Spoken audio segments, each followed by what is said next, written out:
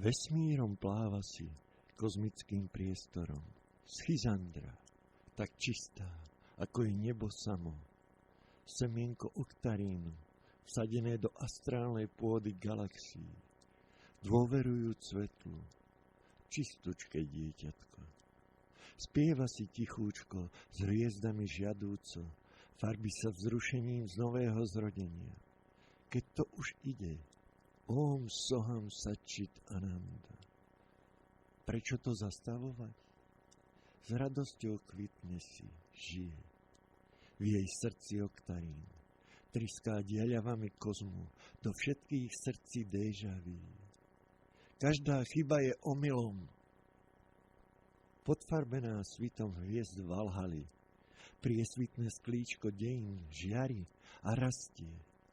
Musíš vedieť, čo chceš, anielik.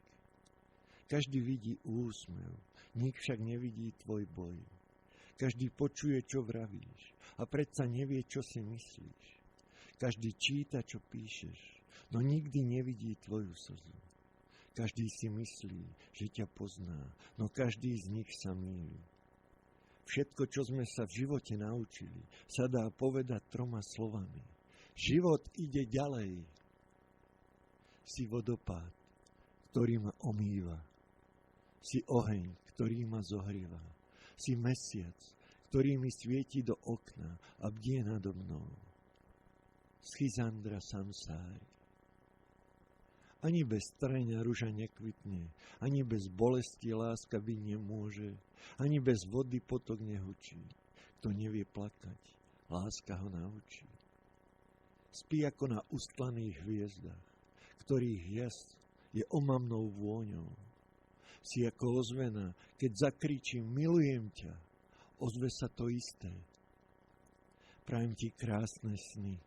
Nech tvoje vedomie sa rozpína ako strom v lese, v ústrety novým dňom žitia, do nekonečného vesmíru. Všetci máme svoje sny a túžby. Jednoducho, každý o niečom sníva. Tak spinkaj mi a kvitni. Veru. Človeka krášli nie jeho bohatstvo, ale ušľachtilá duša. Jodhe vahoj.